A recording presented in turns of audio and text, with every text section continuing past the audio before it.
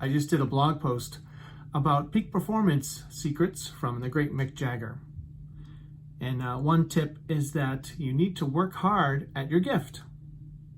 Once with a reporter, Mick says, well, it's not like I go home and practice in front of a mirror, my dancing. When in fact, one of his ex-lovers said that's exactly what he did. He practiced for hours and watched himself in the mirror to see his expressions and gestures and dance moves and how they could be refined. Another tip is to use your vision as your fuel. When the Stones were early on in their career, they were playing a little dive bar, and in walked the four Beatles. And I guess the Beatles were already the #1 band in Britain. So they ended up partying afterwards, and the Beatles gave them a signed autographed picture. And the Stones were broke. They were living in a decrepit flat, and they posted up that picture. But you know what? After a while, it became a dartboard, because the Stones started to believe in themselves and says, we're going to be the top band in England. Another tip is don't hold back. Make a statement. The Stones were infamous on the road. They wouldn't just visit a city. They invaded a city. They were described as being like a Mongol horde coming into town, wrecking the place. So you want to be at your best, and by doing that, you want to be centered and confident, prepared, whatever you need to do. I suggest meditation, 20 minutes in the morning, 20 minutes in the late afternoon, to get you to be your best. Another tip, surround yourself with people that complement your strengths and weaknesses. Now, as we know, Keith Richards and Mick Jagger are one of the greatest pairs and duos in musical history. But did you know that Keith Richards actually only cared about the music? He could care less about anything else. It was Mick Jagger who was the businessman and the promoter of the band. Another tip is to plan for peak performance.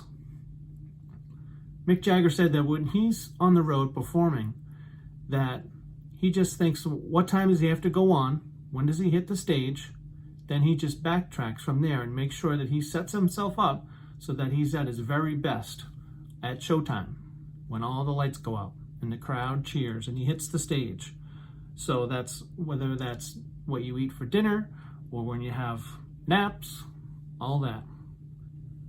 In fact, this inspired me to create a routine that I use. I usually stay up till 12 or 12:30 at night, and I can only do that because I start by about 5:30. I usually have time for meditation, then I have a dinner, and then I have a coffee by 6:30 p.m. If I do those things and by that time, then I'm good till 12:30. If not, I'm like groggy by 10 o'clock. I hate it. Another performance tip is to reach up, not sideways. Now, I'm not saying you want to be like Mick Jagger, because he was pretty ruthless with firing whoever he was with that he didn't think would bring them much further.